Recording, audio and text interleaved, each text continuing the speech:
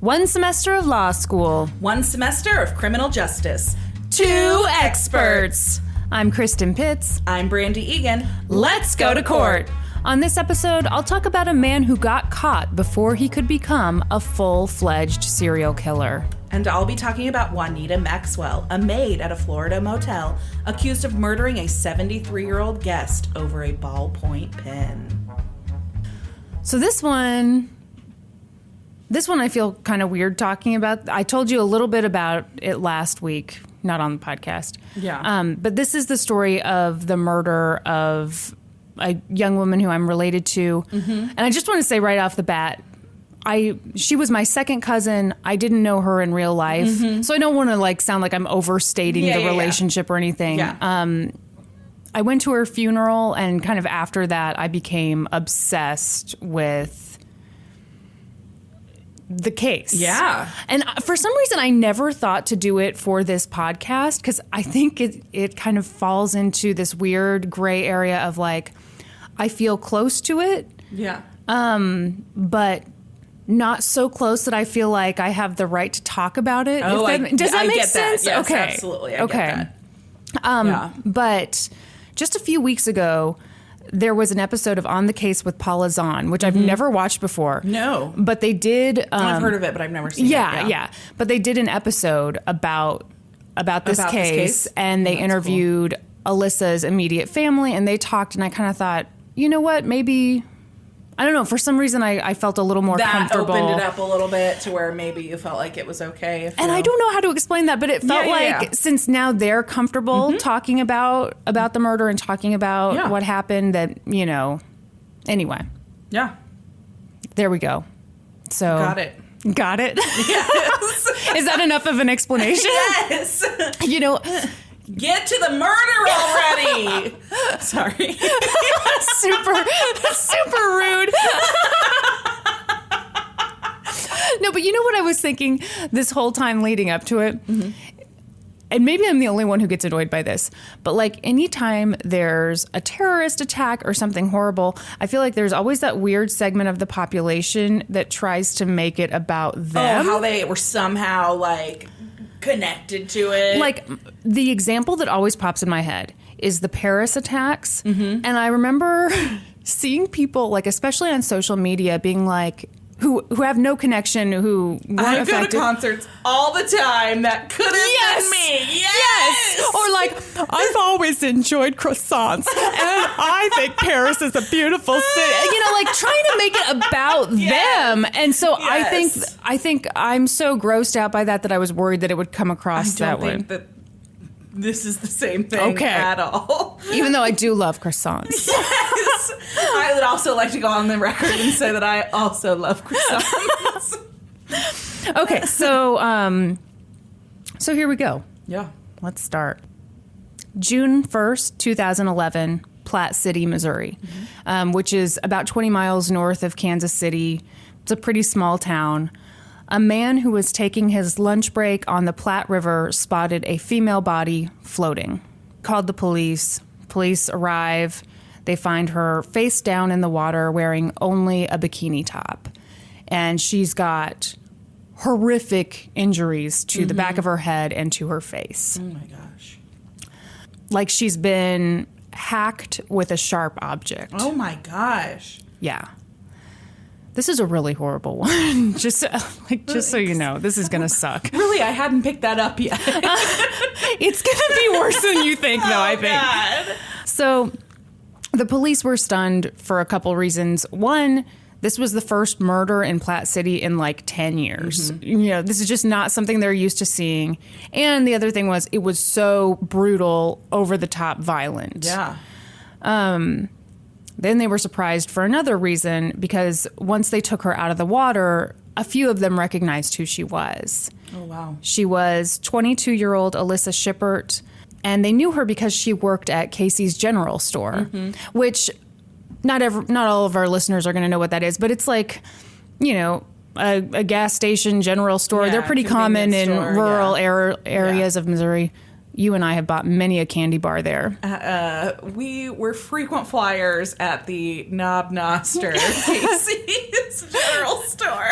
Yeah, so were kids, we'd all go camping together and we'd ride our bikes down to the Casey's General Store. And it's true, like in a small town, I think everybody knows the people who work there. Yeah. And so they all knew her as this very friendly, outgoing, sweet girl who worked at the Casey's. Yeah. And, here they find her dead in just a really brutal way. Yeah. So, of course, they start looking all over the area for evidence. Up the river, they found her torn bikini bottoms, a ton of blood, her flip-flops. They found some fishing tackle, and they found footprints. Mm-hmm. They immediately decided, okay, she was probably attacked while she was fishing. Maybe she was ambushed. We don't know. But obviously by someone with a ton of rage. Yeah. It had to be someone who knew her. This had to be something very personal. Mm-hmm. Here's what made this whole thing really tough, though. The water washed away Evidence. Yes. Yeah. Yes. Yep. So they assumed she was sexually assaulted. She had no bikini bottoms on, but the water washed away any evidence of that. Yeah. Then as they were searching the riverbed, though, they got a breakthrough. They came across a really small hatchet. And that's when they knew, okay, this is our murder weapon. It makes sense with the marks she has on her head. So obviously they were excited to have found the murder weapon. Yeah. But the water had washed off all the fingerprints because it had been in the riverbed for a few days by that point. So it was just... I may have missed this, but did you say how long they thought she'd been in the water? Oh, God. I think like a day, maybe. Okay. But it took them a while to find the hatchet. Yeah. Okay. So, they did what they could. They tested everything. They tested the torn bikini bottoms because those I don't think were in the water. Right. So I think they had some hope. Couldn't find anything. Yeah. They tested everything they could. Nothing came up with anything. Then they searched her truck, which was parked nearby. It looked pretty normal. But they did find 2 receipts. And that gave them a little bit of information. So one was for a gas station where she stopped to buy snacks before she went fishing. The other was for a fishing store where she bought some bait. So that was at least something. So they went to the gas station, and of course there was surveillance footage, and it showed her alone buying the snacks. So that helped them establish a timeline at least. Like, okay, she had to have been killed between 2:45 and 5. Police questioned a lot of people. And it's funny, like, even though they didn't really have the physical evidence they needed, I can see why in the beginning they thought this will be pretty easy. Because a lot of people were like, look, it's the ex-boyfriend. Yeah. And, we always joke, like, it's always the boyfriend, it's always the husband, case closed. But this time it really seemed like that was the way to go. Right. A lot of her friends and family said, look, he was super controlling of her. Her brother, Tristan, said that Alissa's ex-boyfriend had been stalking her. Oh, my gosh. And Tristan said in the interview on the Palazan show, she told him multiple times, leave me alone. I don't want anything to do with you anymore. And at one point, he had even urged Alissa to go to the police. Yeah. So, again, pretty easy. A lot of people thought it's the ex-boyfriend. Absolutely. I mean, that's the obvious starting point. And then when you have all of that stuff that comes out when you're looking into it, I think that's... And when it looks so personal, too. I mean, it definitely looks like, okay, this is someone who knew her really well, had a lot of rage. Yeah. The other thing that kind of came out from talking to people was this guy did not take their breakup well. Right. So there you go. So then, people are already suspecting the ex-boyfriend. Then tips start pouring into the police. Turns out the ex-boyfriend had been spotted the night of her murder at the grocery store covered in mud. Oh my gosh. Yeah. That doesn't look good. No, it doesn't. So they brought him in for questioning. He was nervous, fidgety, kind of weird. Are you ready for his alibi? Yes. His alibi was that he was fishing with a friend along the Platte River. Well, that's a terrible fucking alibi when that's where the body shows up. So police were kind of like, oh, what the hell? Because he's saying, I was right there, just about 8 miles down the river from Alissa. Or, maybe upriver, who knows? Yeah. And so they're like, what's this guy's deal? Is he just saying this because he's worried that people might have spotted him at the scene of the crime? And so he's trying to like get ahead of this, who knows? So they're kind of they're trying to make sense of that because frankly, that is like the weirdest alibi ever. Yeah. Well, but if it's the truth. Very good. Yeah. So here's the thing. They asked him to take a voice stress exam, which I have no idea what that is, but he passed it. So that they're kind of like shocked by that. I'm sure they were not expecting that. Yeah. Then they started looking into his alibi some more. Mm-hmm. And sure enough, it was solid. Yeah. He really was. He just happened to be fishing with his friend about 8 miles away from where she was killed. Can you imagine being that guy? Oh, no. No, you would be literally shitting your pants if you're like, I was fishing that night. And they're like, where were you fishing? Oh, just right by where the body was found. Oh, and did I mention that I'm controlling and I have and we had a temper? Terrible breakup. Yeah. That I didn't handle well. Yeah. Gosh. You know what? You know what's so funny? I really hadn't thought about what it would be like to be in his shoes, but you're right. It's like if there was ever a situation where you could go down for something you didn't do, I mean, all signs. Oh my God. Holy crap. All the circumstantial signs point to him. And all I can say is thank God he was with a friend that day. Thank God. I'm sure. Yeah. And I'm sure they didn't rely on just one friend to back this up. Yeah. So, I mean, obviously. Yeah, I think a lot of work goes into clearing a suspect, especially when you have all of that circumstantial stuff going on. So, if he was cleared, I think that, it had to have been pretty damn good. Oh, yeah. He had to have been getting receipts everywhere, saying, hello, how are you? Having very memorable conversations with everybody. So they're like, well, dang, cross him off the list. They keep interviewing suspects. Through the course of this, they found out that Alissa had been sort of hanging out with a married firefighter. Mm-hmm. And they didn't go into a lot of what that relationship was on the show. But they kind of thought, okay, here's a decent motive. Mm-hmm. Maybe they were in some sort of relationship. Maybe things went south. He's married. Maybe she was going to tell the wife. Who knows? We can all spin out and guess where that was going to go. So they thought, well, that could make sense. And also, frankly, if he's a firefighter, the hatchet makes sense. It does. Because firefighters have hatchets. Yeah, so I mean, I've seen a fireman calendar. They never wear shirts. They always have hatchets. And they have a Dalmatian with them all the time. Our only experience with firefighters is through the calendars. I feel like you might get really disappointed if you ever saw an actual firefighter. My whole life has been a lie. Yeah, I set my house on fire for nothing.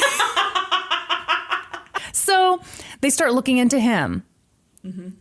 But he had a good alibi. Uh-huh. He was like, she actually invited me to go fishing with her that day. I couldn't go because I had to work. Mm-hmm. And, that's pretty darn easy to verify. And he was at work. Absolutely.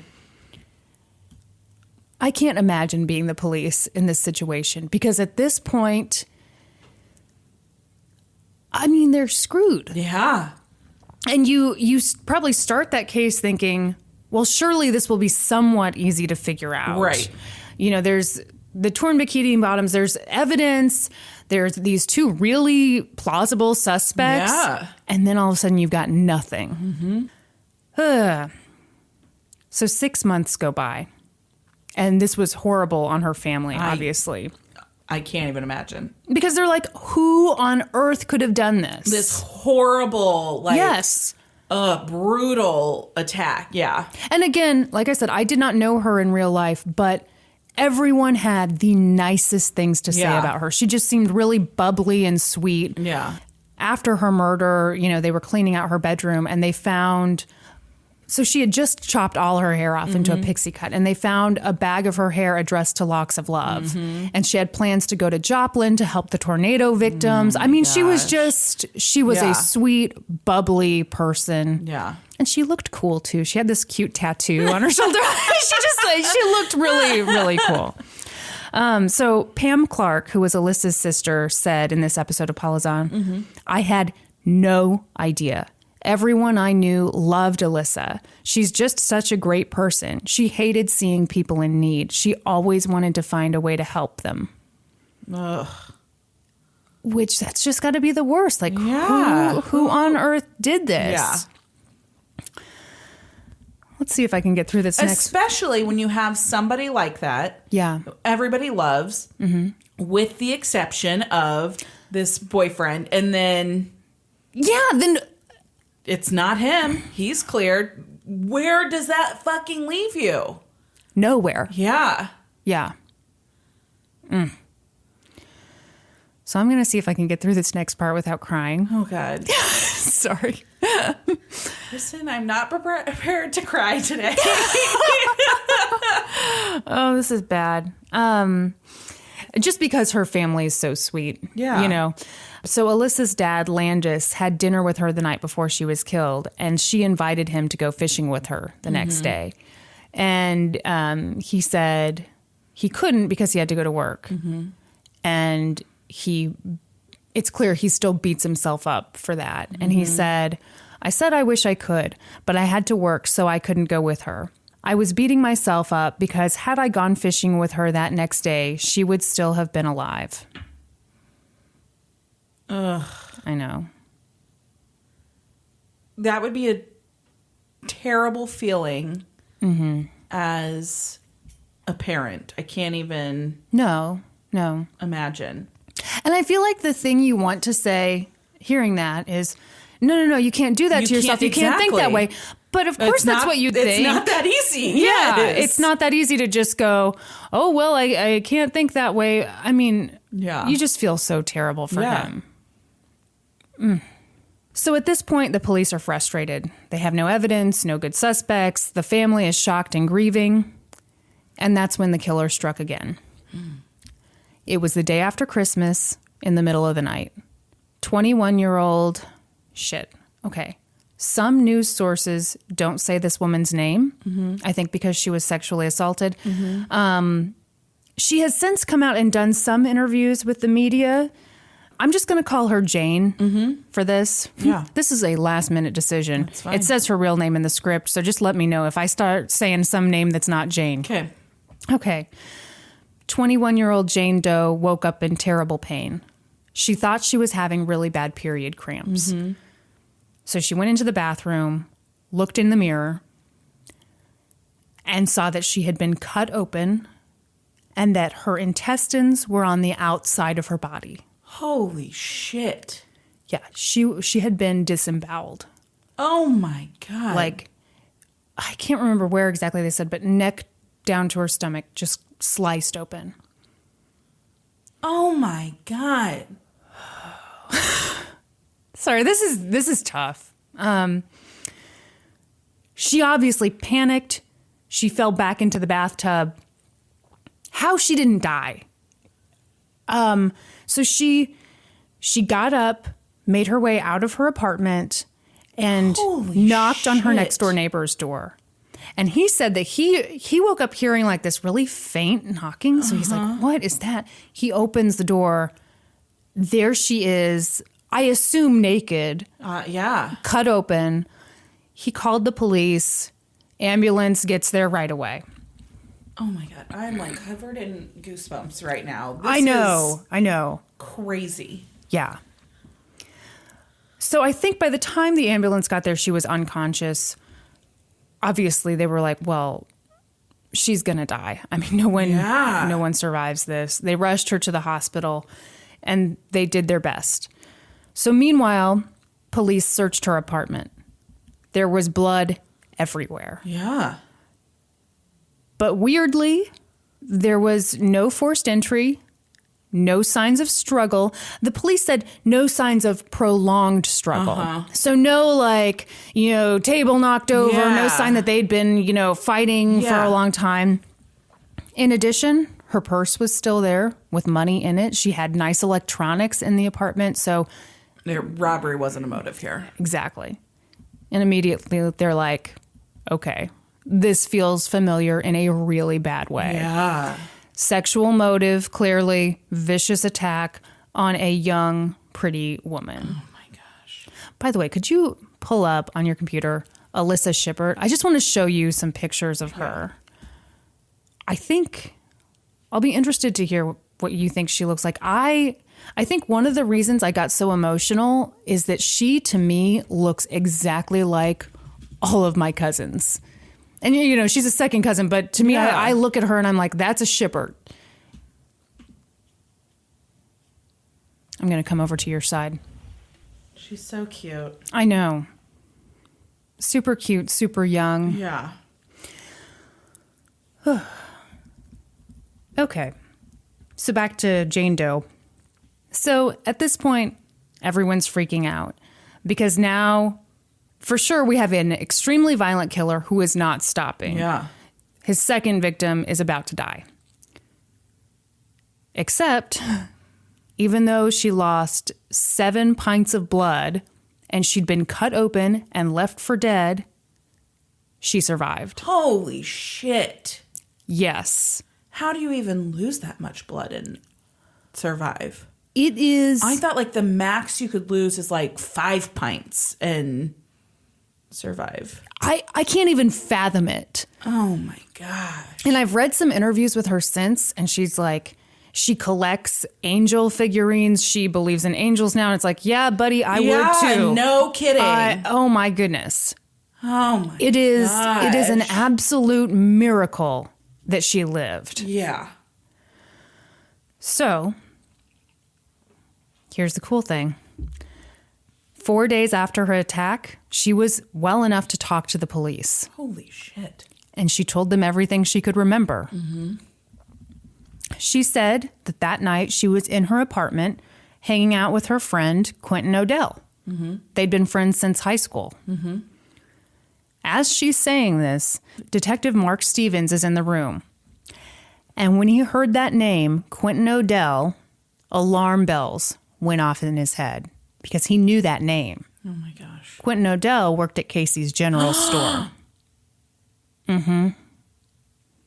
He was one of Alyssa's coworkers. Thank you for spelling that Yeah, out. thank you. Just clarifying that I made the right connection there. Brandi, you're on the right track here. You know what I've realized from this podcast? All my life, we've always made fun of my dad for being Captain Obvious and pointing out all the obvious stuff. And I hate it when he does that. I've always hated it. I had no idea that I do it. I do it all the time. And I've noticed that, like, I always spell things out for you. Like, remember, now this was the victim of the crime. I spoke about her about 2 minutes ago. I'm sure you've forgotten everything I said. Do you like that? Uh-huh. Oh my goodness. Every time this happens, I think back to, sorry to get off track. No. Like 10 years ago, it was when I moved to North Carolina for my first big girl job. Uh-huh. And my dad and I were like, my dad flew out to help me, search for an apartment and all that stuff and get settled. And we were in a McDonald's getting lunch. And I looked around and there was like, this was before McDonald's did kind of a revamp to most of their stores. And there was like a fireplace and there were all these nice couches. Yeah. And I was like, man, this is a really nice McDonald's. Yeah. I can't believe this. My dad goes, well, you see, what they do is they actually hire someone who has a sense of what sort of things look good to the biggest amount of people. And then they make the restaurant look good according to what most people think looks nice.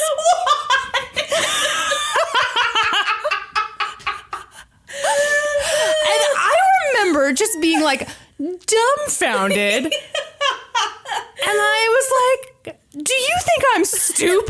No fucking shit, Dad. Like, yeah, I've heard of an interior decorator before. Yeah, I understand the motivation for like making things look pleasant. I was saying I've never seen a McDonald's done at this level. Yes. So now, I feel like this has been like the third or fourth episode in a row where you've been like, yeah, I know, okay. And every time I think back to the fireplace in that McDonald's.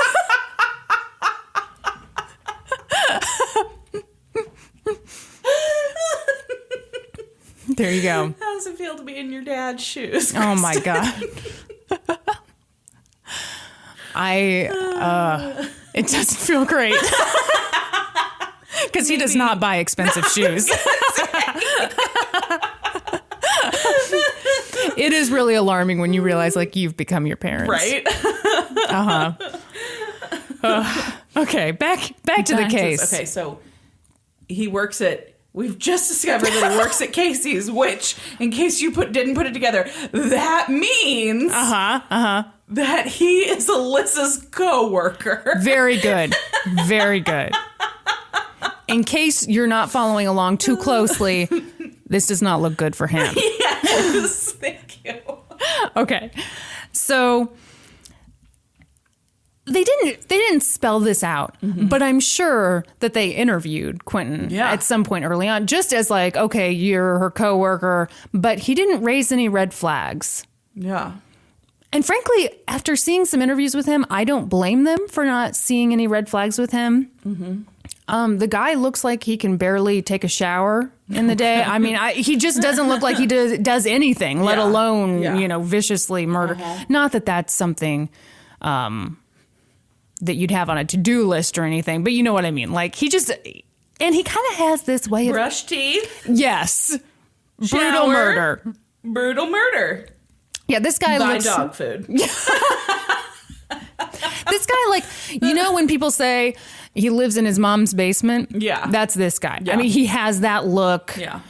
He talks... Would you like to give some more judgments about this guy? Look, he sucks, so I'm going to say whatever.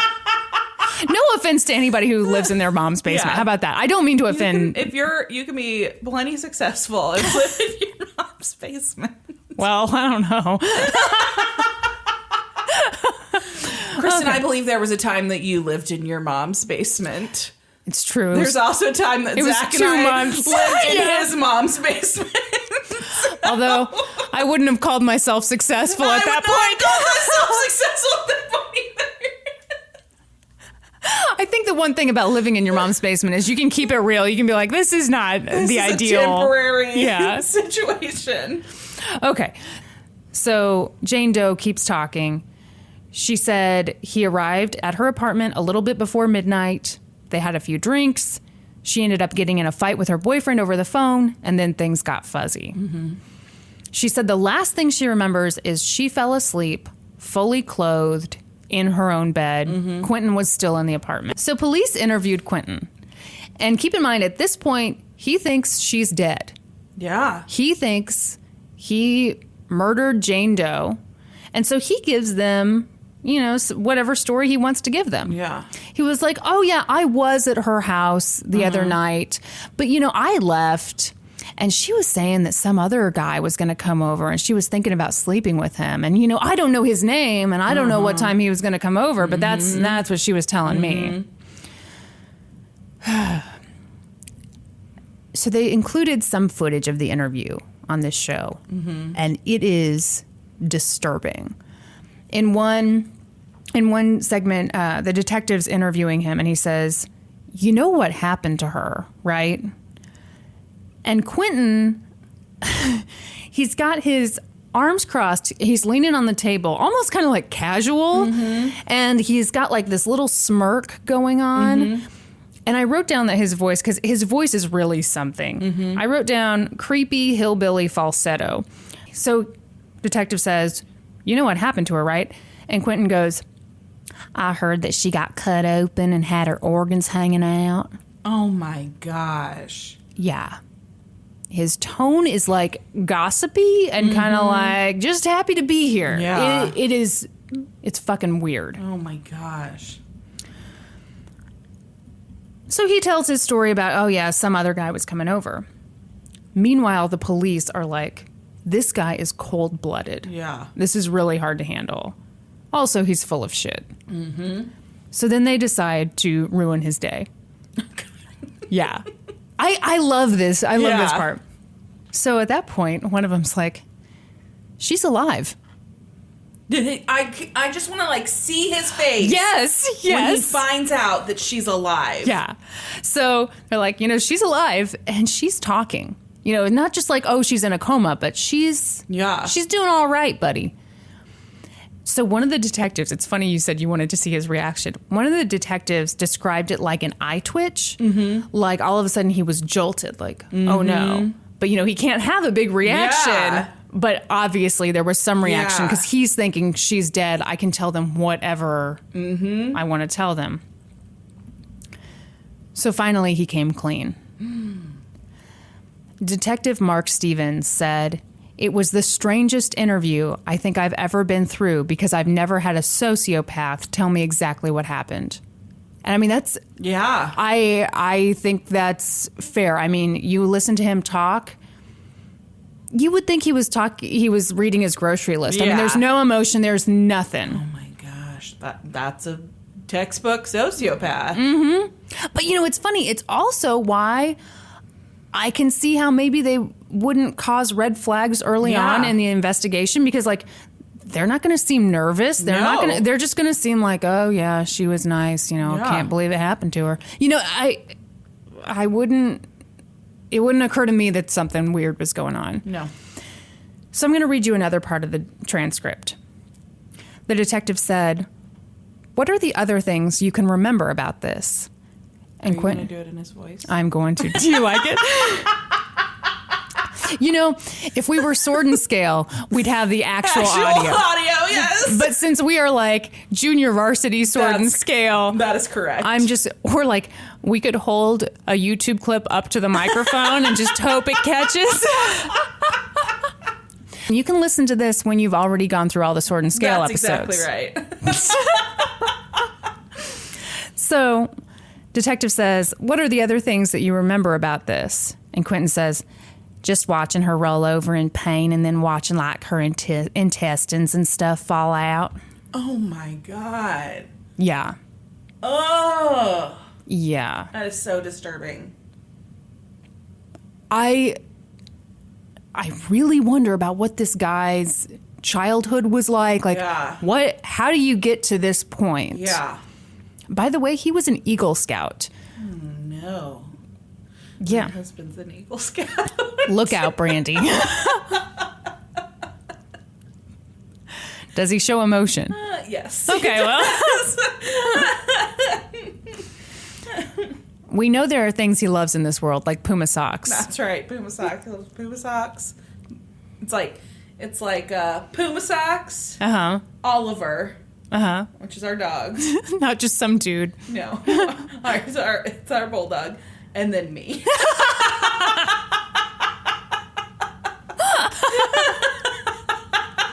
Man, that's great. Yeah, I'm top 3. So I really feel like, I got some things going for me.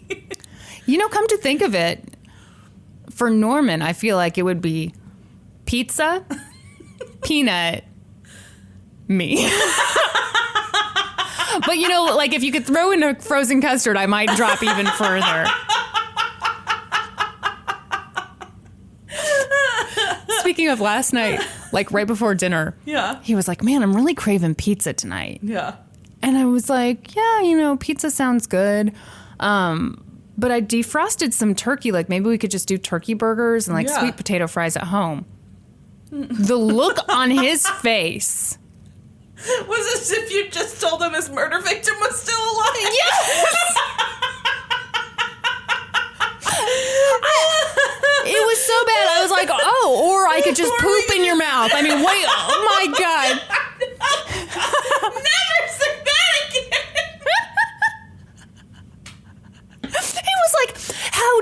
expect me to go from pizza to turkey burgers?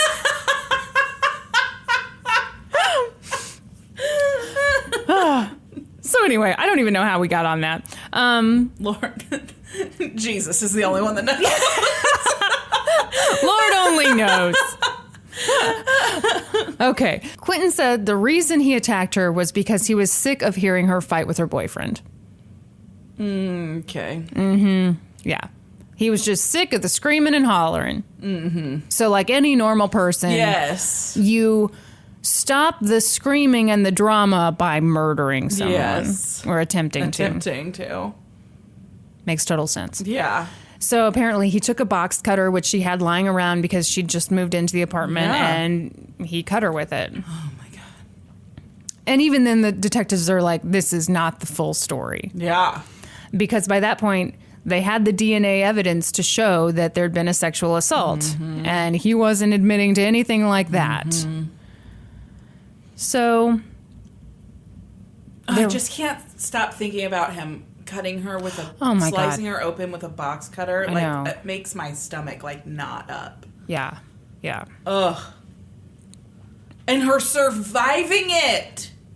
I know. I just always... That thing... I think what's scary to me is part of it being kind of relatable. You wake up kind of in a haze and you feel like, okay, maybe I've got my period. I feel awful. She goes into the bathroom, looks in the mirror, and her fucking intestines are hanging out. Oh my God.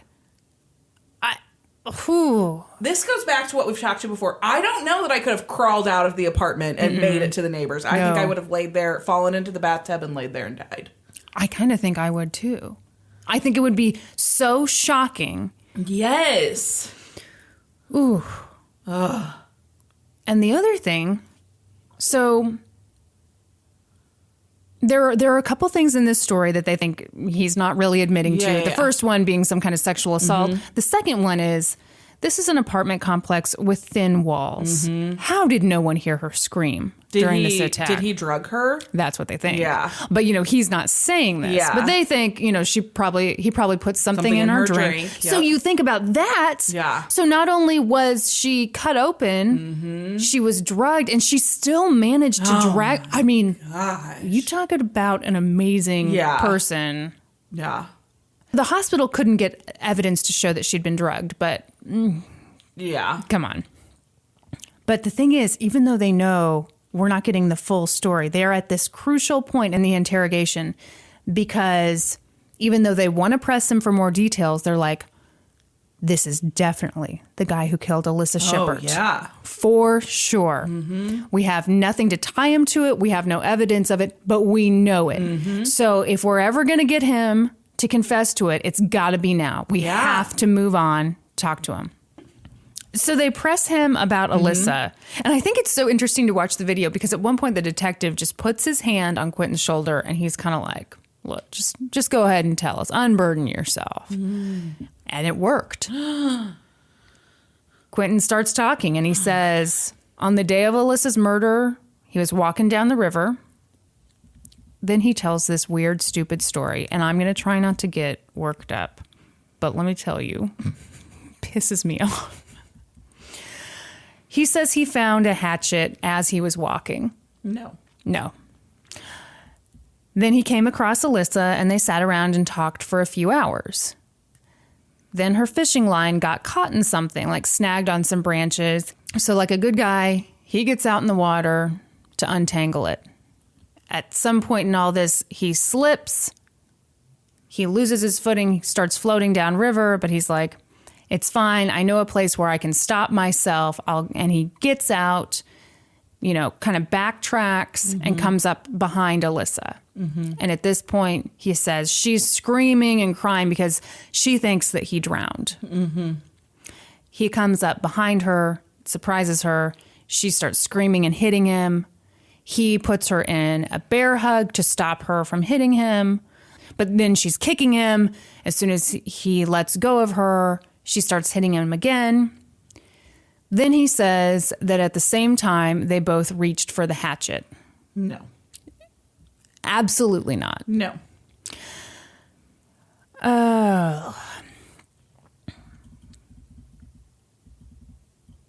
So they both reached for the hatchet.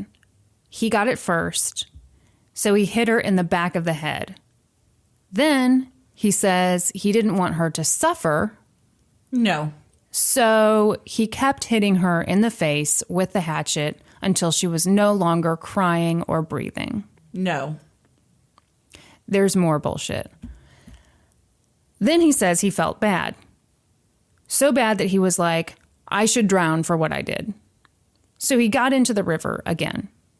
This time he slips again. He reaches back to grab onto something, and he grabs onto Alissa's dead body. No. Mid-slip, he says he drops the hatchet and loses his grip on Alissa. So then he floats down the river to his mom's house, or maybe his grandma's, I don't know. Took a shower and fell asleep. This is such fucking bullshit. Yeah. Thank you. Oh my gosh. That makes me so mad. Yeah. Like, to the point that I remember exactly where I was and what I was doing the first time I read the probable cause statement. It was like 1 a.m. I was in bed and I was just furious. Yeah. Because I feel like, dude, you're already admitting that you murdered her. Why are you trying to dress it up? And with such obvious bullshit. She was upset that you may have drowned, so then she got so mad that she reached for a hatchet? No. Give me a break. No. There's no way. And oh, you felt bad, so you were gonna... No. Ugh. That's disgusting. Yeah. Ugh. Police didn't really buy it either, Well, obviously. They bought that he did it, obviously, just not the details. Yeah. So they didn't seem to think that he just stumbled upon her innocently that day. One of the detectives had a theory. His theory was that Quentin wanted to hook up with her. She said no, and that set this off. Not some weird I fell in the river, then resurfaced behind her and scared the crap out of her. I don't know that I fully buy that one either. I think this whole thing was so brutal, and the fact that he tried to do this again to someone else, I think he went out there that day to kill her. Yeah. And I think if he hadn't done it that day, it would have been another day. And I think he wanted to rape her. I don't think he wanted to have... To me, rape and sex are such totally different things. It's pizza versus turkey burger. You know, like... Well, I really don't like it when people say he wanted to have sex, so instead he raped her. Like, no, those aren't the same thing. It's not, I wanted this, I'll settle for that. They're totally different. So I don't think he wanted anything consensual. I don't think... Yeah. What do you think? No, I think that you're completely right. I don't think that was getting it done for him. Yeah. So after all this, they searched Quentin's apartment. They found a box of photos of Alissa and all the newspaper articles about her murder, which this just sounds like a terrible movie at this point. And they found evidence that he was targeting his next victim. Oh my gosh. Now, what kills me is they didn't say what they found or who it was. But that's another reason that I think he targeted Alissa. It wasn't just some... Yep. Yeah. I think that's one of the other reasons why it upset me so much to hear Landis kind of blaming himself, like, oh, if I'd been out fishing with her that day. Because it just wouldn't have happened that day. That's how I feel. He would have come up with a different opportunity to isolate her and make this happen. And I don't know that that's really that comforting, but I do think there are certain people, there are certain crimes that, like, if they've got you in your sight, in their sights, there's just not a lot you can reasonably do about that. Yeah. So once they had all the information they needed, they told Alissa's family, and they were stunned because they'd always considered Quentin one of Alissa's friends. He was at the funeral with all of us. Yeah. Ugh.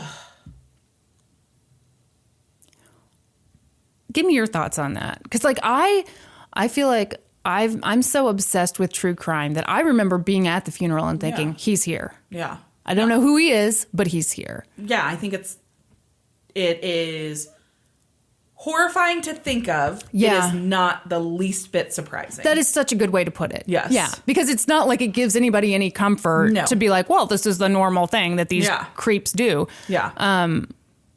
But yeah, I remember seeing a lot of police there and thinking, okay, I hope they're looking really closely at everybody. Yep. Alyssa's brother, Tristan, was like, never once did I suspect that Quentin was the one who did this. Mm-hmm. Never once. I'm sure Jane Doe was the same way. Quentin was her high school friend, and she even said that at one point, a few months after Alyssa's murder, they were driving by the river, and she said something like, I really hope they catch whoever did this. Yeah. And Quentin didn't say anything. Which I'm sure in that moment didn't raise a red flag. No, I'm sure it didn't at all. It's like, oh yeah, maybe he's just, that was his coworker, that was his friend. Yeah, it's he's a painful having memory, yes. But of course now I'm sure she sees that as, well, yeah, that was super weird. So he ultimately pled guilty to first-degree murder, 2 counts of armed criminal action, first-degree assault, and deviant sexual assault charges.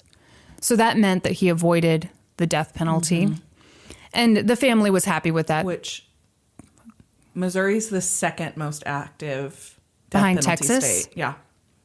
Wow. So had they sought the death penalty, he probably would have received it. Oh, I'm sure. Yeah. I'm sure. Yeah. The only thing that I personally, not that matters what I think, but that I personally would have liked about a trial is that someone could have publicly on the record said, this story is bullshit. This story about you, happening to find a hatchet, that there's no way that happened. But I totally get, you don't want to go through the trial. You don't want to go through the appeals because he would have gotten the death penalty and there would have been an appeal. Appeal after appeal after appeal. Yeah. No, don't want to do it. Mm-hmm. At the sentencing, Jane Doe asked her sister to read a letter on her behalf. And in the letter, she referred to Alissa as an angel looking down on all of them. Oh, that just gave me goosebumps. Yeah. Ugh. Yeah. She just sounded like such a wonderful person. And like the fact that we lost her and that this Jane Doe woman is going to literally and figuratively be scarred for life. She's going to have surgeries for the rest of her life. All for what? Because this guy felt entitled to do whatever he wanted to do. Yep. Ultimately, Quentin Odell was sentenced to 2 life sentences, 2 100-year sentences, and 1 7-year sentence. No parole. Good. Mm-hmm. Platte County prosecutor Eric Zond said, "We may well have caught a serial killer in the very beginnings. Thankfully, we'll never know the answer to that question because he'll spend the rest of his life behind bars." I think they 100% caught a serial killer in the making. Absolutely. Sometimes I feel like people get a little dramatic, like, oh, serial killer in the making. This one? No. 100%. For sure. Yes. A brutal serial killer. Yep. Absolutely. I want to end with some quotes from Landis just because in every news article I've read, I've just been so struck by just who he is as a person. Mm-hmm. So he was being interviewed and he says, "It says in the Bible, you have to forgive in order to be forgiven." And the news anchor said, "And you forgive?" And Landis said, "Oh, yes." Another one, and I didn't write this down. He said something to the effect of, "I kept waking up one day thinking that I could hate him, but I can't get there. And now I feel sorry for his family because now they've lost a child too." Mm-hmm. Gosh. I know. I think that speaks so much to his character. Yes. Yeah. Yeah. And Landis is a very religious man, and he said, "I hope Quentin finds God through all this. I hope he asks for forgiveness, and I hope that God has mercy on him." Oh my gosh. I know. I don't think I could have that same view. I don't think I could either. I think I would let the bitterness and the anger swallow me whole. Mm-hmm.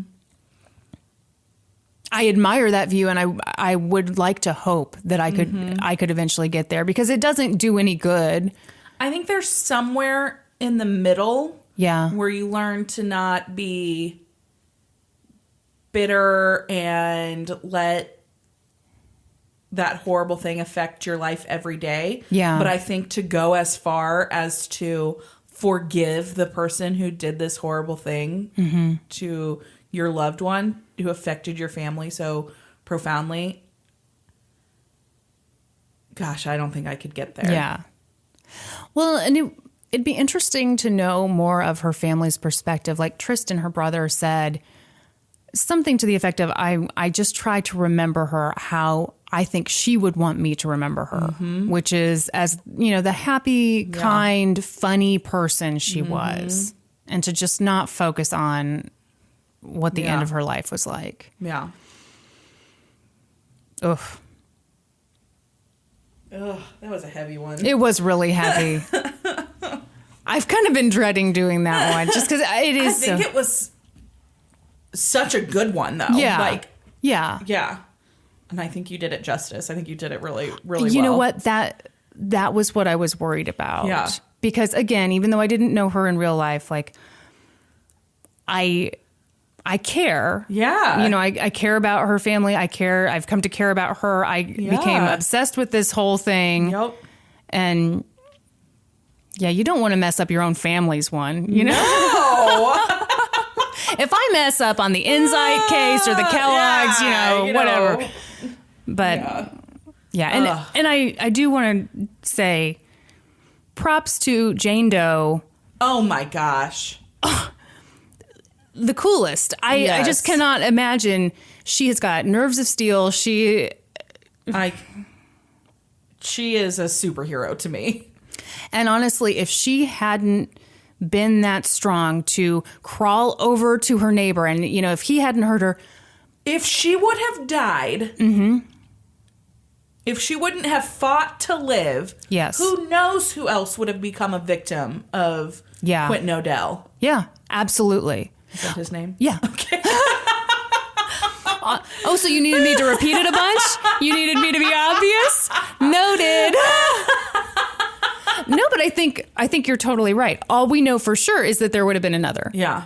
And because I wonder if they would have had enough to catch him on her. Yeah. I'm sure there were cell phone records showing that he agreed to come over that night. Mm-hmm. But then she clearly had an angry boyfriend too or something. Exactly. Wow. Who knows? But definitely because she survived, they were able to catch him, and they were able, because they were so quick on their feet to be like, okay, let's move on from this and get him talking about Alissa. It just seemed like it all came together really well. Okay, are you ready? Do you need to get another beverage? Oh, shut it. I only have 3 today, and you have 2. I do. Now, granted, one of them I forced on you, so. No, I've been drinking it. It's okay, delicious, so. Thank you. I made it myself. At the Diet Coke factory? That's right. Do you like how small that can is? I love how it's the perfect size. Okay, I'm going to be honest with you. Did I tell you why I bought that tiny size? No.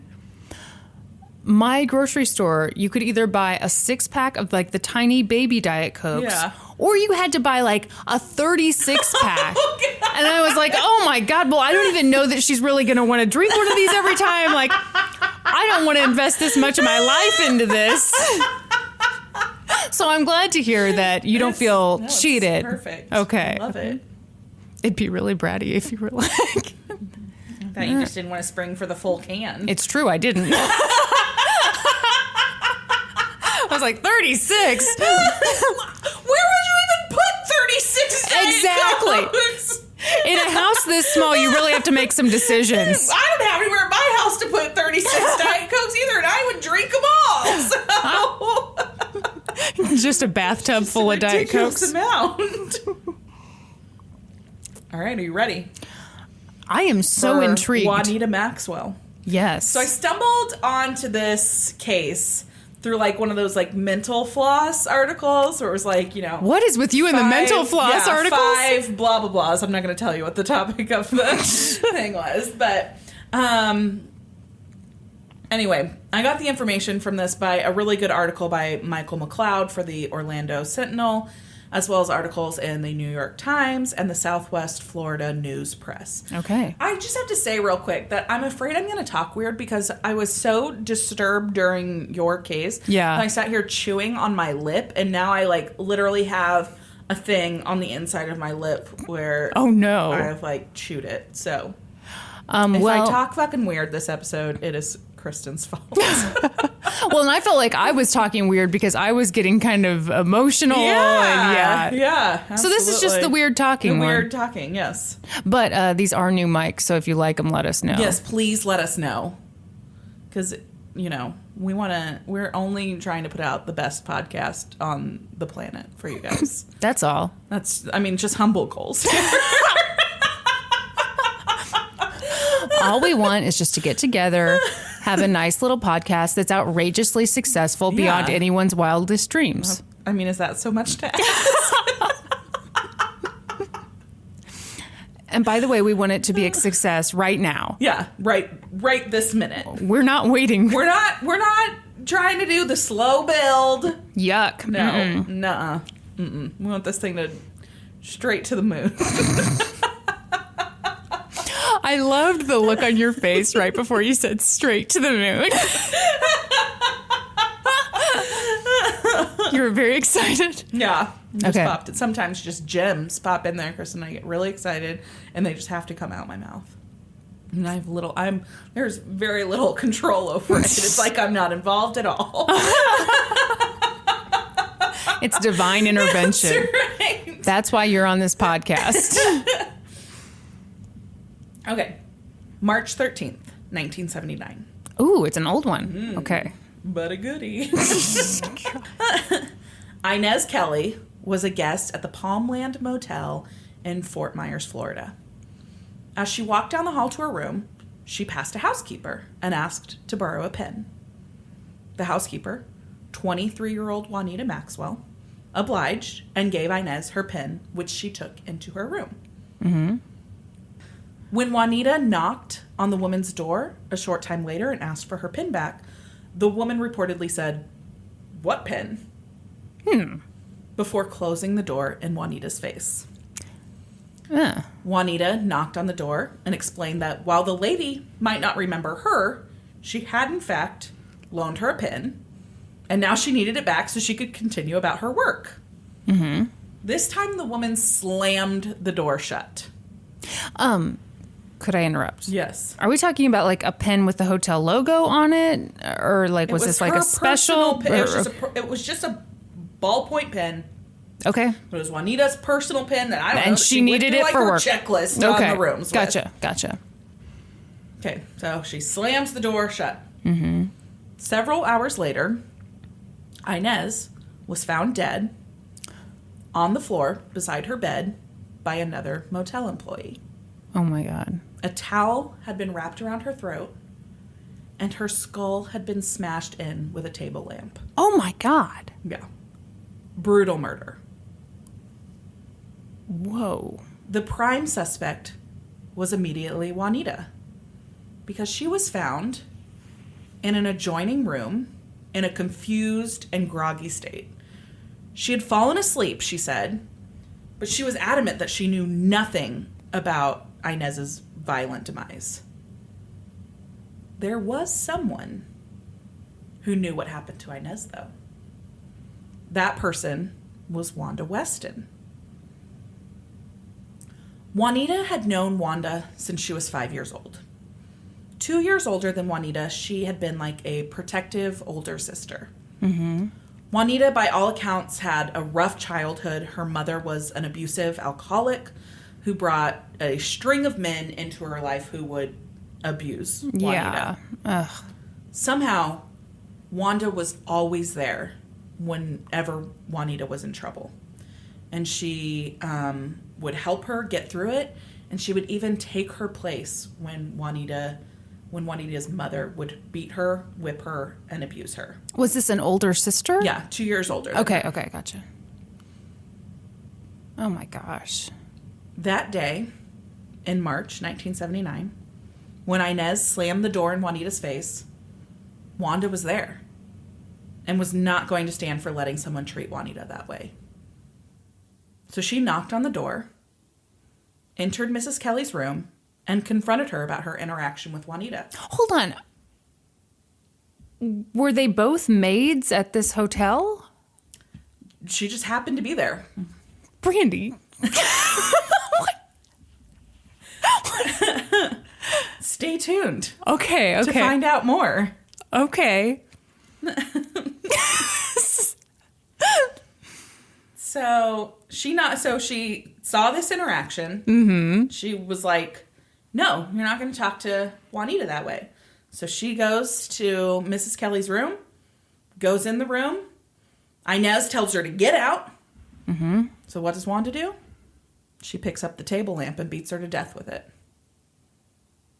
Oh my gosh. Juanita was the one people had seen talking to Inez in the hall that day, though. And she was the one who was found confused and groggy in the next room. And she was the one with blood on her shoes. So she was arrested and charged with the murder of 73-year-old Inez Kelly. Juanita was adamant, though, that she had no recollection of the murder.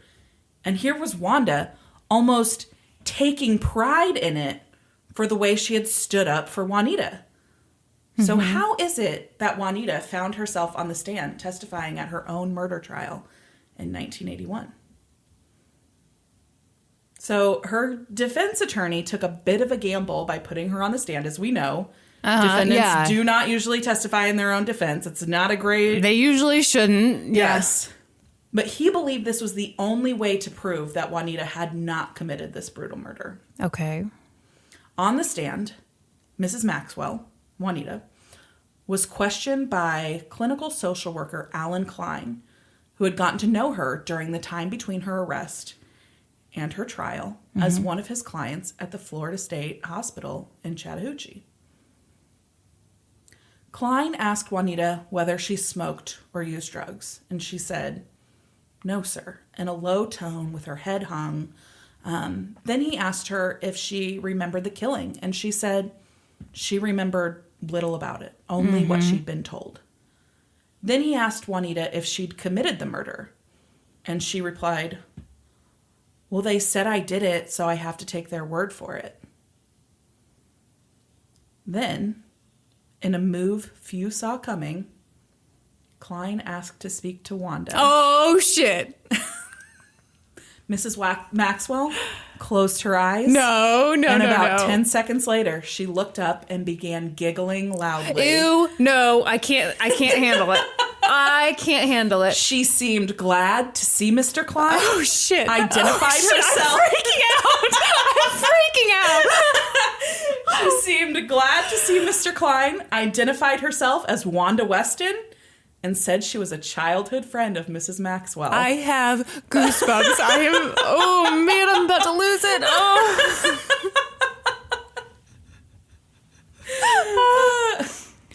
She told Mr. Klein that she drank and smoked and said, "Every now and then I smoke a little weed." Which, okay, this is funny to me because of when this happened. This article that I pulled some of this information from the article was written in 1981. Right. And it said, "and smoked a little weed." And then it says next to it, "a slang term for marijuana." That was written by Kristin Pitts.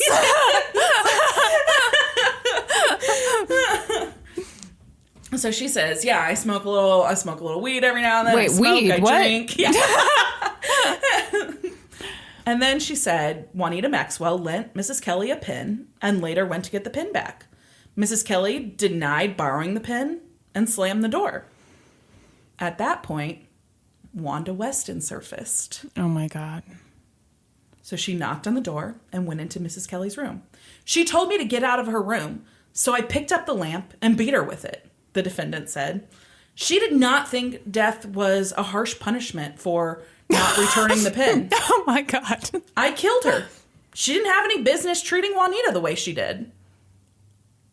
People these days, you can't talk to them. You gotta let them know where you're coming from. Was that a direct quote? That is a direct quote on the stand. Oh, wow. Mr. Klein then called Juanita Maxwell back. The woman bowed her head and closed her eyes.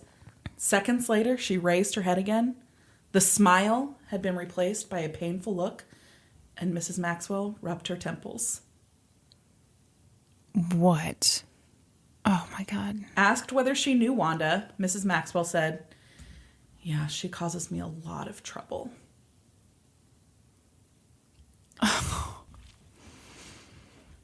So defense lawyers contended that Juanita, now a 25-year-old mother of two, could not be held responsible for her actions because she suffered from multiple personality disorder. Right. Both Alan Klein, the social worker who questioned her, and Robert Ray, a psychiatrist, testified to this at trial. It was electrifying, Lee County Circuit Judge Hugh Starnes, who heard the case, later said. I think everybody in the courtroom, whether they fully believed that Juanita had multiple personalities or not, was stunned. Yes. It was as bizarre a thing as you would ever see in a courtroom. Here was a very meek lady of humble cultural origins, and she suddenly changed from that type of person to someone who was going into gales of laughter, who was flirtatious, raucous, and who was calm talking about the murder. What does humble cultural origins mean? Really sure. Okay. She grew up like really poor in a bad part of Florida, so we're just gonna say it's that and not a racial thing. Sounds super odd. How about that? I'll say odd. He continued and said, she either had multiple personality disorder or if she was faking it, she deserved an Academy Award. Okay.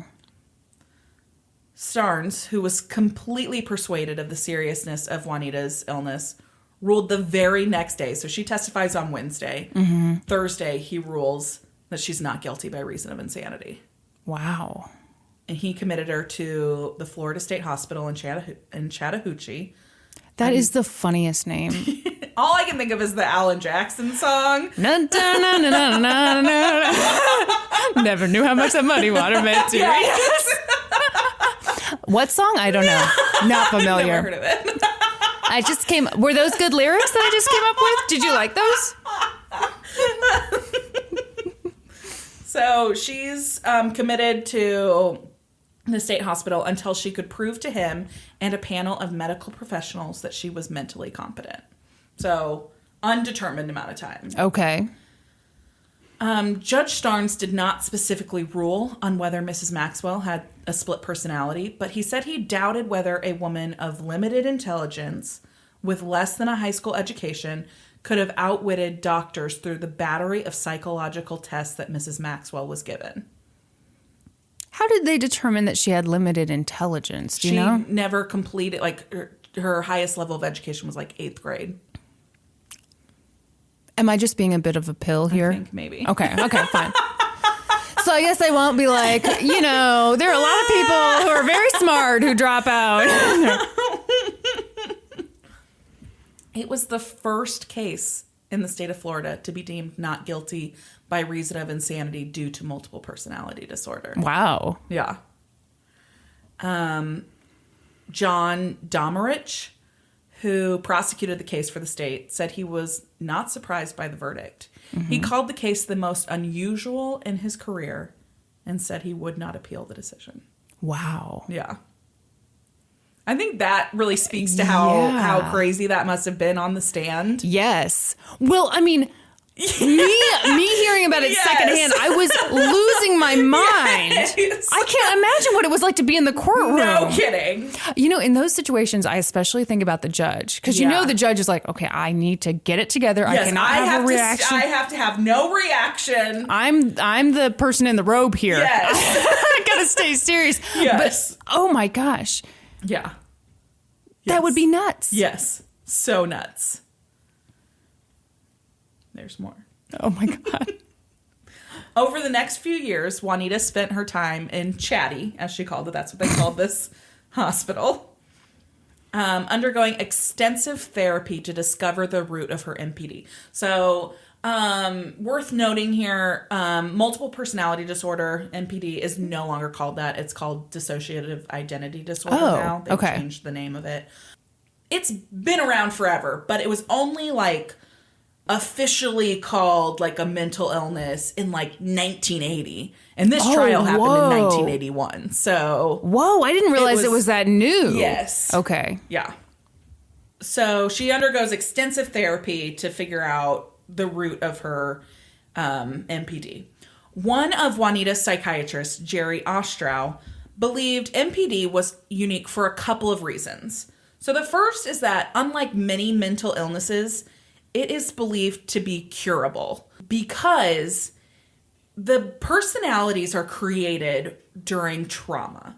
So if you can isolate the exact trauma event that caused the splintering of a new personality, you can then rid that personality. Yes. I would have never guessed that. The second reason that she said that it's a unique mental illness is that it's a very logical mental illness. So each identity is created to serve a purpose. She compared the different identities to psychological worker bees. So basically, you go through this trauma, and then your brain creates this identity with a specific job and a specific history that can handle that trauma. Right. And so it makes it really unique because there's a systematic way that the brain works to create these multiple personalities. That is fascinating. Yes.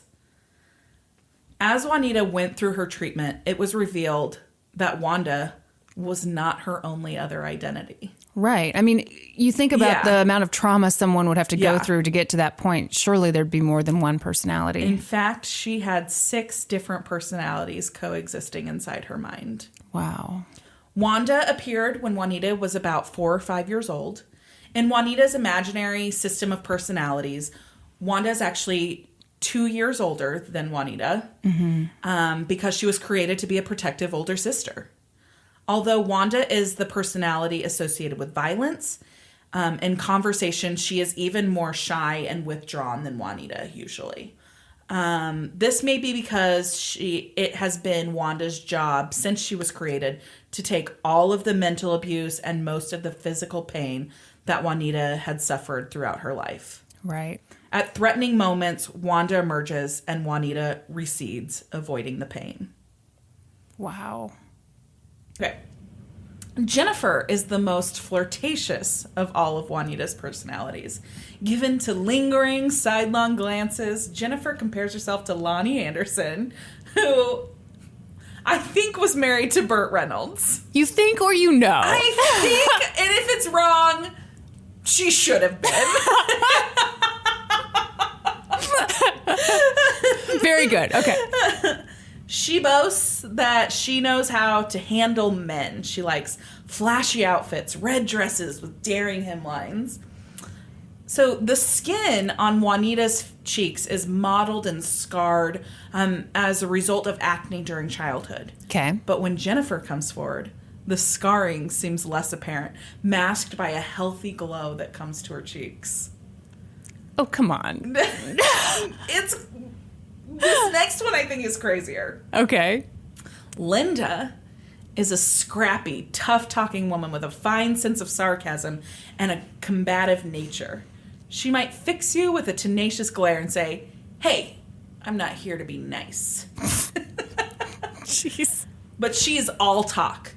In a dangerous situation, Linda will duck out and Wanda will take over. What Linda likes to do most is read. Juanita Maxwell is nearsighted, and she requires glasses to see objects in the distance. But Linda does not require glasses to see. Yes. Whoa. Yes. Man, the brain is a mysterious thing. So crazy. Oh my gosh. Trisha is the shyest and least seen of Juanita's personalities. She's a tomboy who loves to wear jeans and work outdoors. She claims to be able to do anything better than a man. Anne, the mother figure who is older than them all, is a domestic, matronly, middle-aged woman. She makes great Toll House cookies. And when they, meaning Juanita and her alternate personalities, were young, Anne would fix them a hot breakfast before school. If Wanda was the one who was out running the show, the kids got cold cereal. Mm-hmm. They used to call Wanda the sugar flake lady because of her propensity for fixing cold cereal for breakfast. Oh my gosh.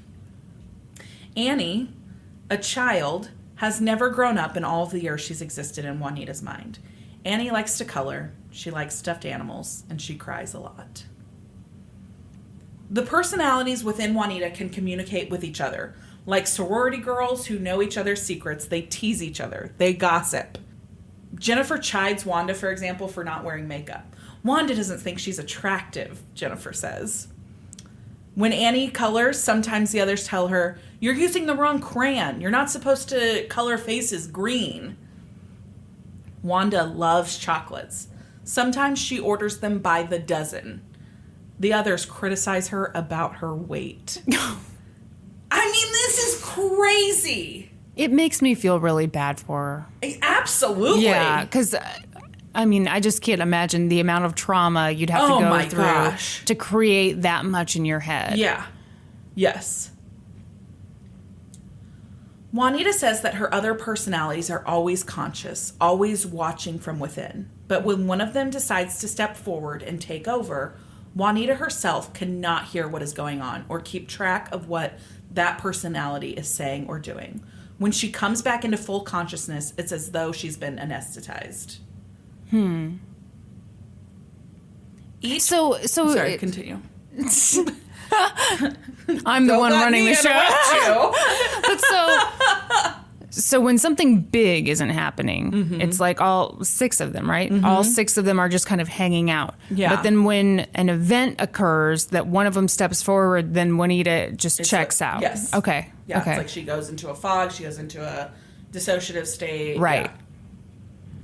Aren't you so glad I interrupted you for that? Yes. It's very, it hadn't become clear yet. Thanks for pointing out exactly what it was like. It's quite the mystery. Each personality has a job to do, something that the host personally can't do or believes that he or she can't do. Okay. Over a period of 6 years, Juanita worked diligently with her doctors to rid herself of each of these identities. In 1987, she appeared in front of a panel of mental health experts and Judge Starnes and was deemed mentally competent for release. Wow. Starnes even commented that he was impressed by her earnestness. Wow. That seems like a really short time. I think that sounds like a crazy short time. 6 years. So she had been in the hospital for 2 years between when she was arrested for the murder and when she went to trial. So overall, she spent 8 years here. But I still think that sounds like a really short time. Yeah. So she's released in 1987. Okay. I had to scroll up just a tiny bit to remember what year it was. Most patients go through a difficult period of adjustment after being released from a mental institution. Sure. Not Juanita Maxwell. She hit the ground running. She decided to move to St. Petersburg to start a new life for herself. So before the murder, she was married, had 2 kids. Oh. I think she actually had 3 kids. It said 2 here. Another article said 3. Was married, had a couple kids. When she gets out of the mental hospital, her husband's kind of moved on. Her kids are living with family in Ohio. So she's trying to make a fresh start. Right. She moves to St. Petersburg. She quickly met a nice man there, a quiet, bespectacled, devoutly religious stockroom clerk who had taken on the Muslim name of Badir El Amin. Bespeckled? Bespectacled? I think it's bespectacled, right? No. Bespectacled. He wore glasses. Yeah, I know what you're trying to say. I don't think you're saying it right. Hang on. We're going to consult. Bespeckled would mean that he has speckles all over him. Bespeckled. Marker cover with a oh, shit, you're right.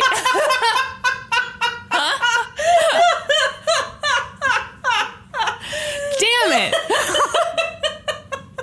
I am so editing this out. Don't you fucking dare.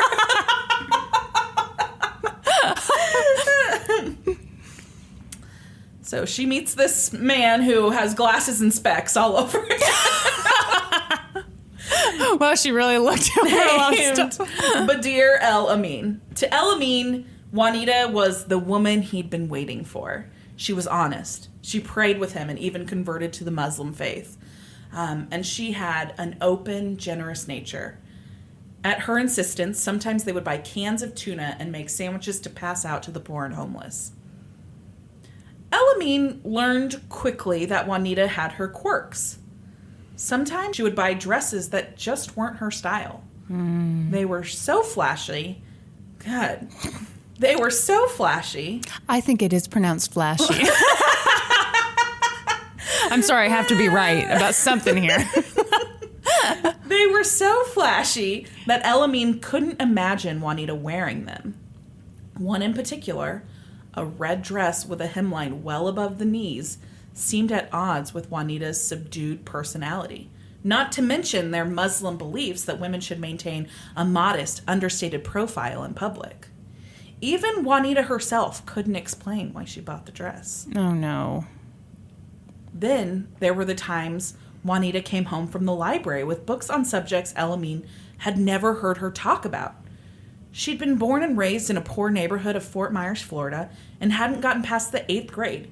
He didn't believe that she could understand the books on the stock market, investment banking, history, politics, law, and medicine she was bringing home.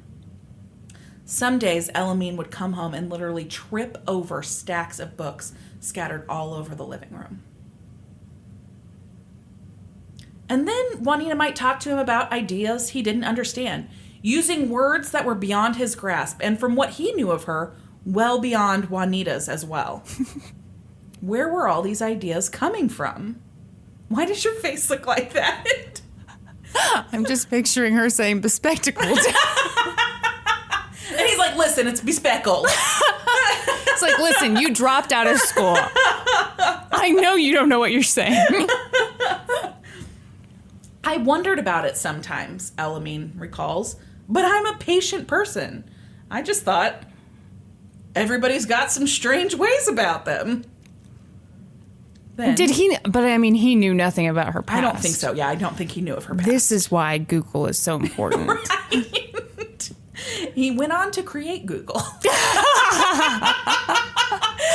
twist! No one saw it coming. Brandi, this has been a really good one.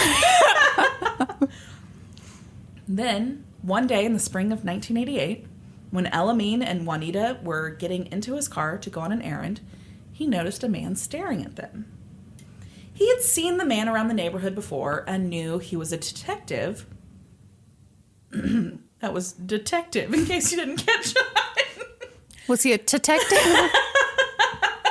Who often kept track of the crack dealers along 17th Avenue, which is a rough area of St. Petersburg, which is where El Amin and Juanita lived. What, Kristin? I feel like if you're saying that someone had to keep track of the crack dealers, you don't need to say that it was rough. I'm taking a note out of your book. Listen, now I'm going to police you for obvious stuff. It was this super nice area with a ton of crack dealers. A lot of crack dealers live there. Maybe he thinks I'm a dealer, El Amin thought to himself. As he and Juanita drove off, El Amin saw the detective get into his car and follow them. When they pulled into the parking lot of a bank, the detective wheeled his car up to pin him in. Then suddenly, 4 squad cars raced into the lot and surrounded them. A police officer appeared at El Amin's window and told him to stay in the car and keep his hands on the wheel. What do you want? You must have me mixed up with someone else, Elamine said. We're not after you, Oh, my the officer gosh. said. He nodded at Juanita. We're after her. Elamine watched dazed as they put the handcuffs on Juanita and put her in the back of a cruiser. Juanita appeared to be just as confused as Elamine. The police told him to follow them to the station. Once there, they led him into an interrogation room. I want to show you something, said one of the officers.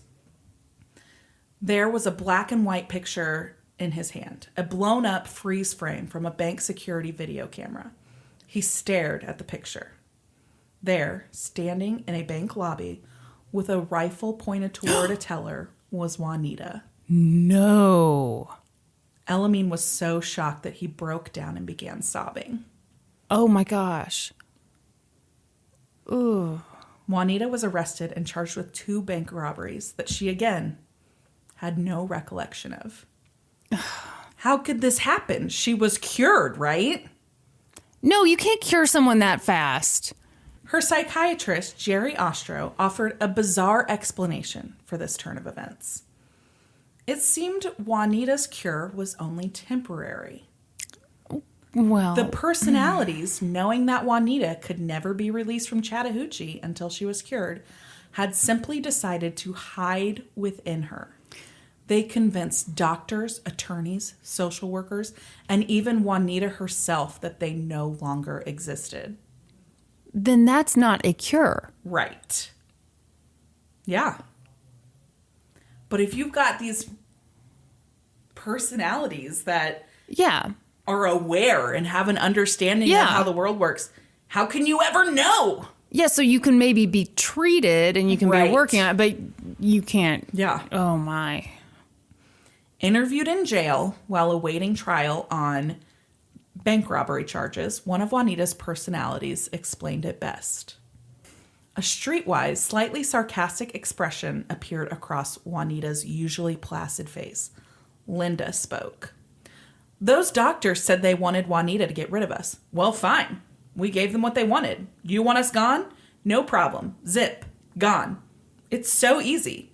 It was so easy to fool those doctors. You know, most of them are so busy being doctors that they forget to be human beings. There was one, some guy with a foreign name, who wanted to try this operation on us. It made us feel like laboratory rats or something. So we decided to give them what they wanted. We played their game. It was so easy we had to laugh. Oh, my God. Yeah. Isn't that nuts? I don't even know what to say. Yeah. For 3 years, Juanita sat in a Florida county jail where she underwent psychological evaluations and treatment as the state tried to decide how to proceed with her case. Yeah. Ultimately, they offered her a plea deal.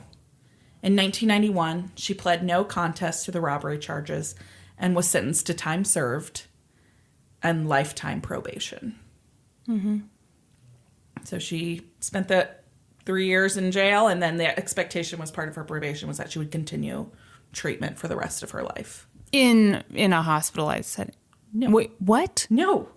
She was free. 3 years of time served. What? Lifetime probation. Off you go. Oh, what? Yeah. Did they not have Google either? Yeah. You're kidding. No. The plan was her defense attorney said the plan was to again plead not guilty by reason of insanity. Sure. And that she needed more treatment. Yeah. And the prosecution decided to not go forward with a full trial and to offer this plea deal. And as part of the terms of her probation was that she needed to have ongoing treatment for the rest of her life. But she did not have to be in a institution. She was free to live her life as long as she continued to seek treatment. Do you not find that acceptable, Kristin? No. No. What? Yeah. I mean, that could mean anything. Like once a week therapy session. Could mean anything. You're right. So how did that go? Do you know? In a 2006 interview, okay, Juanita said she was living a productive life with her now husband, El Amin. Wait, so they got back together? Yeah, they stayed together. Oh, they stayed together. Never broke up. He was truly patient and understanding, as he said early on. So she said she was living a productive life with her now husband, El Amin, and all of her personalities, even the unpredictable Wanda.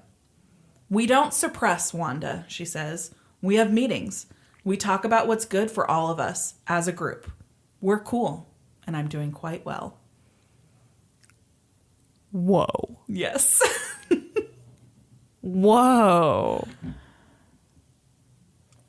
So I think that there's something to that, though. I do too. If it's just the opposite. I'm not going to try and rid myself of these personalities. Yeah.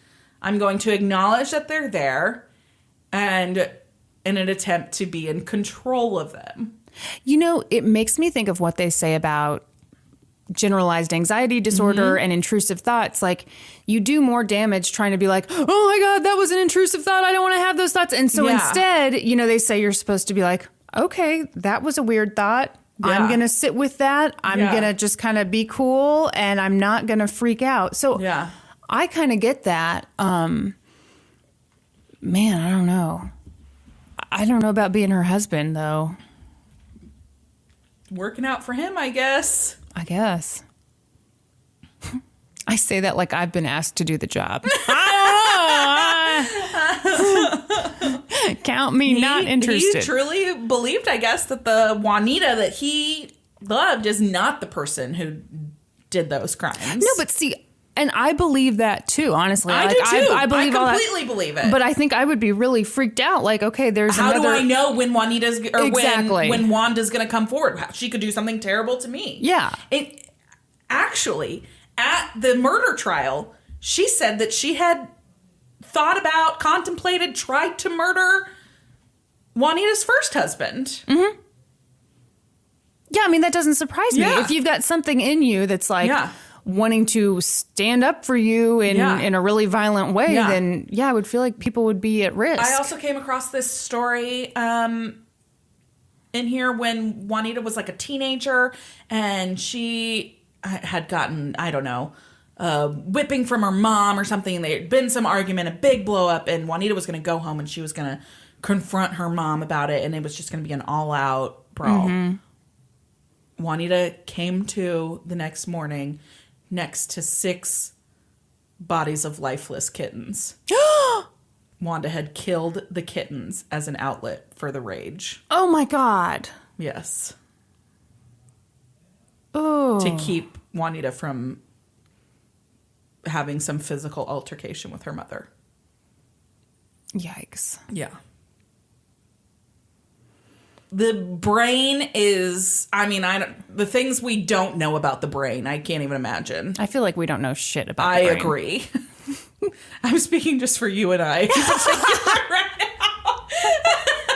Not the psychiatry world as a whole. I'm speaking on behalf of scientists everywhere. No, I feel like it's something that we've only probably started really seriously studying for, not that long. Yeah. So this story reminds me so much when I was writing this, I was like, this reminds me so much of this movie that I love, but I can't tell you what movie it is because it would completely spoil it. What do you mean? I mean, like, like if you said it, then if I said, then the plot of the movie would be ruined. Yeah, so I can't tell you. It's a movie I love. It's so good, but that's all I can tell you about it. Give me a hint. No! Oh, come on. No! I'm trying to think. The problem is I don't see a lot of movies, so I feel like...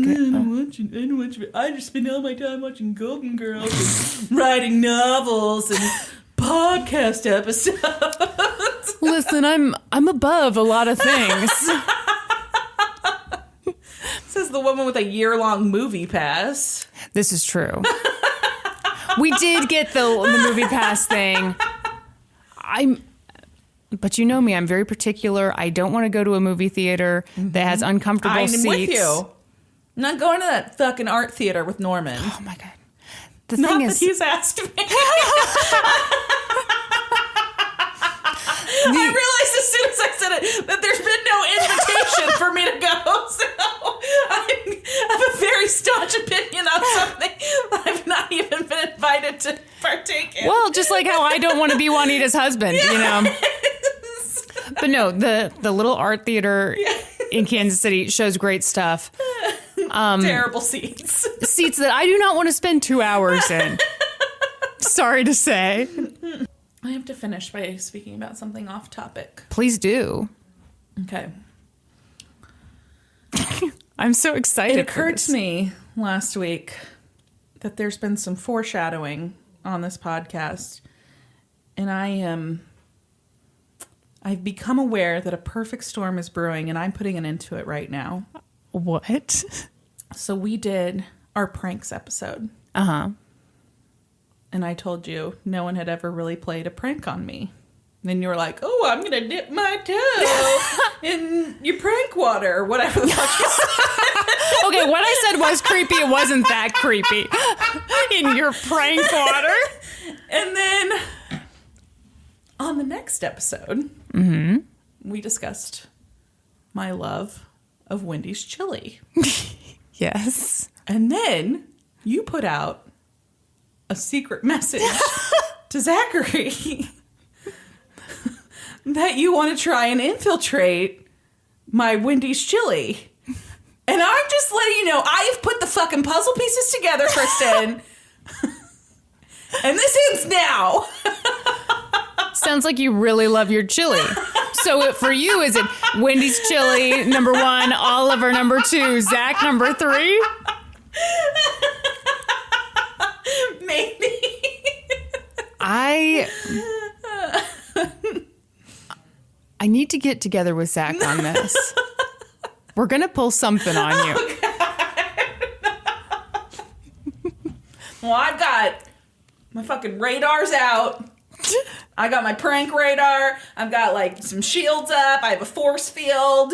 So good luck. I would personally love a video of you eating Wendy's chili, because to me, there would be a lot of joy in just the paranoia of like you spooning through. Okay. Because here's something else that happened today. Okay. So, you know, when we put an episode out, we put our post on our social media. Right. I make those little collages, whatever. Right. So I was like, oh, I need to start that for the episode that's going to come out later today. Yeah. Which is the Wendy's chili episode. Right. And so I was like, finger Wendy's chili, like trying to get some images. Well, I stumbled upon something even more alarming than that. What? I didn't click the story because I couldn't handle it. The wait. headline said, Wendy's employee admits to pooping in chili. No, are you kidding?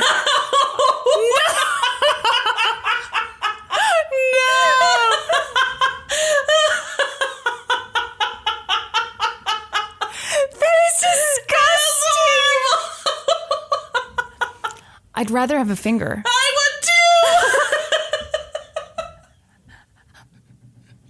Oh, God. Do you think that's real?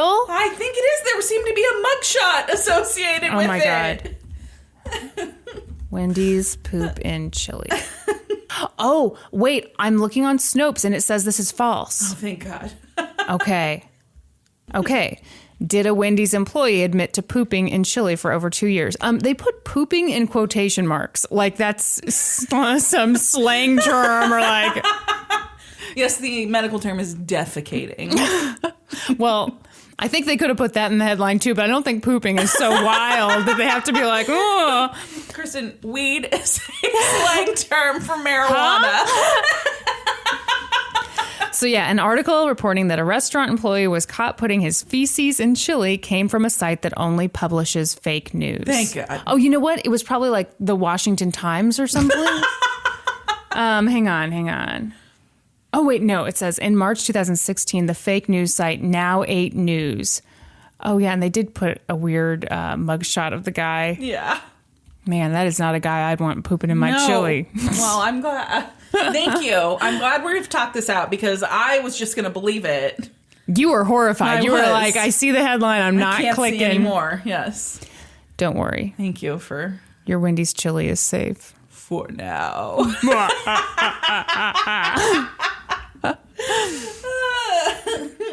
I just can't believe no one pranks you in your life. I mean, I'm just so nice and people just love me. So Listen, everybody loves me. It's a sign of love when people want to lie to you and put you into an anxiety spiral about whether or not your brother-in-law is swimming naked in the family lake.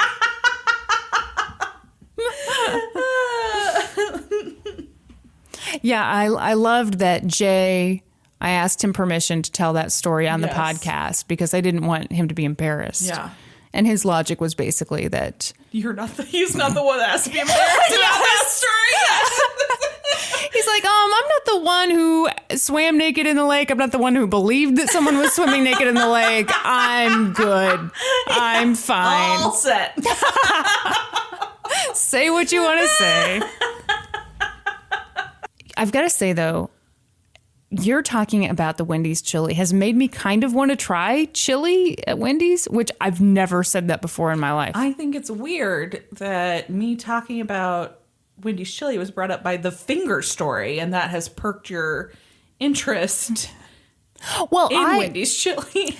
Because for the longest time, all I knew about Wendy's chili was the finger story. Yeah. So, I'm like, okay, I'm good. But you said it's really, really good, and you enjoy it. And sometimes, so here's the deal about Wendy's chili. They make it up. Mm-hmm. Poop in it. Stuff. And then throughout, Wendy's big thing is that they have fresh burgers all the time. This podcast is sponsored by Wendy's. When a burger has been... they have a set amount of time that the burger can sit there. Okay. Because they do fresh burgers all the time. So once it has met that limit that it can't be there on the grill anymore, it goes into the chili. So the chili just gets meatier and meatier throughout the day. It's delicious. So you hit them at 8 p.m. and you've got yourself a big old meat chili. That's right. No, it does sound pretty good. 8 p.m. chili. I don't know. It sounds kind of delicious. Okay. Anyway, this episode brought to you by Wendy's chili. Now finger and poop free. No one will ever ask us to sponsor anything. They're like, even when you try to say nice things, you somehow bring up poop and fingers. A haircut from Brandi. Now finger free. Finger free. I need my fingers to cut your hair. And to go in my mouth. Just a little extra just for you. So I listened back to that episode when I was editing it for today. And I thought the funniest moment was when I was like, had you ever done that to anybody else? Yeah, on a regular basis. Usually 1-2 times a week. Only if they ask for it. And they always do. Okay, well, now I'm hungry, which is, a weird thing to say after all this. But if you liked this episode, if you've liked any of the episodes that you've listened to, please take time to find us on Facebook, give us a like, subscribe to us wherever you listen to your podcast, leave us a review. Find us on Twitter, Let's Go to Court, and Instagram, LGTC Podcast. And then we're still looking for feedback on our audio. So if you have noticed a change in the audio, if it's sounding better, we're trying out some new mics, and so we want to know if we want to commit to these. Please give us some feedback. Yeah, specifically, so we're using new mics today on this episode. We also used them on the Wendy's Chili episode. So if you heard a difference in those two episodes from the other episodes, not from each other, then please let us know. Please let us know, yes. Okay. And join us next week when we'll be experts on 2 whole new topics. Podcast adjourned.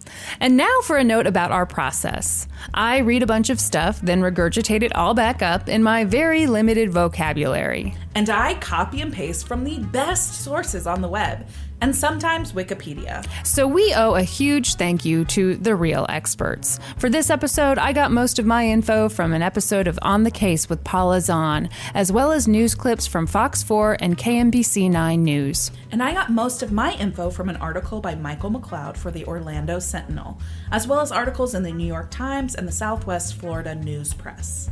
For a full list of our sources, visit lgtcpodcast.com.